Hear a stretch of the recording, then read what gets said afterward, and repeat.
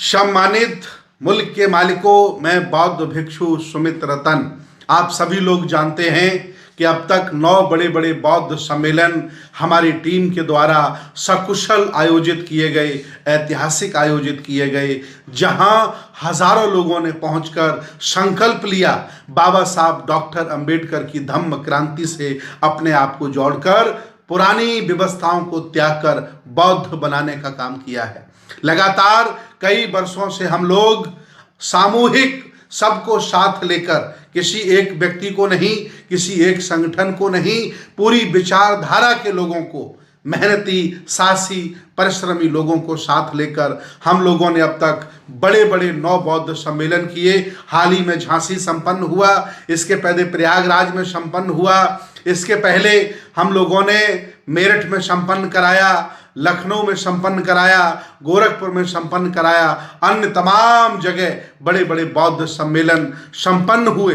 अब अगला जो बौद्ध सम्मेलन है, अपनी विरासत की रक्षा के लिए, जन समर्थन जुटाने के लिए और अपने हक अधिकारों को छीनने के लिए, लोगों को जागरूक करने के लिए, 100 करोड़ आबादी को बौद्ध बनाने के लिए, 100 करोड़ आबादी को उनका इतिहास बताने के लिए अगला जो हमारा राष्ट्रीय बौद्ध महासम्मेलन है, ये नेपाल की तराई में आयोजित होना सुनिश्चित हुआ है। मैं आपको बताना चाहता हूं, शाहजहांपुर में एक ऑडियंस फैक्ट्री है, रामलीला ग्राउंड है, बहुत बड़ा एरिया है, उसको बुक करा दिया गया है और 8 जून को वर्षा होने से पहले ये कार्यक्रम संपन्न होना है। मैं आप सब लोगों को सपरिवार आमंत्रित करता हूं।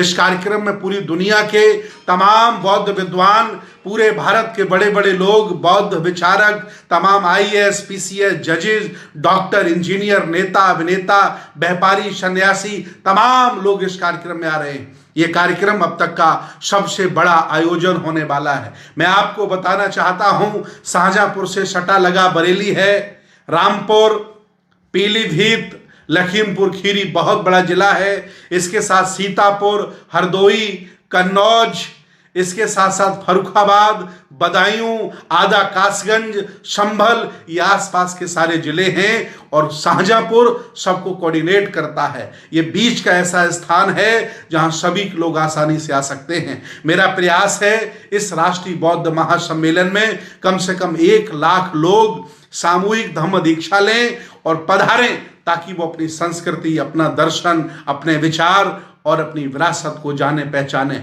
ये कार्यक्रम आगे भी, ये महोत्सव का कार्य, इस तरह के कार्यक्रम आगे भी जारी रहेंगे।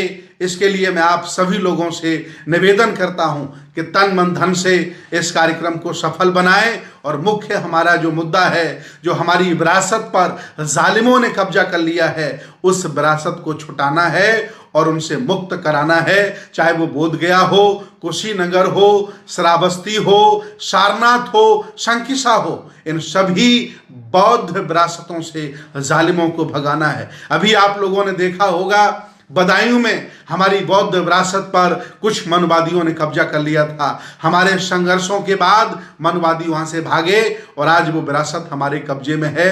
इसी तरह से ये जो कार्यक्रम है, ये जन समर्थन जुटाने के लिए, लोगों को जागरूक करने के लिए, लोगों को उनकी विरासत, उनकी संस्कृति, उनकी सभ्यता, उनके दर्शन से जोड़ने के लिए किया जा रहा है। मैं आप सभी लोगों से निवेदन करता हूं, अपील करता हूं कि नेपाल की तराई में, शाहजहांपुर की ऐतिहासिक धरती पर होने वाले राष्ट्रीय बौद्ध महासम्मेलन में परिवार के साथ आएं, सफेद वस्त्रों में आएं, जिससे दुनिया को लगे कि भारत अब बुद्ध की तरफ चल पड़ा है। चलो गांव की ओर, चलो बुद्ध की ओर, चलो विरासत की ओर। हम लोग कोई साधारण लोग नहीं हैं। इस देश भारत के शासक हैं। 1250 साल बौद्ध शासकों ने यहाँ शासन किया है।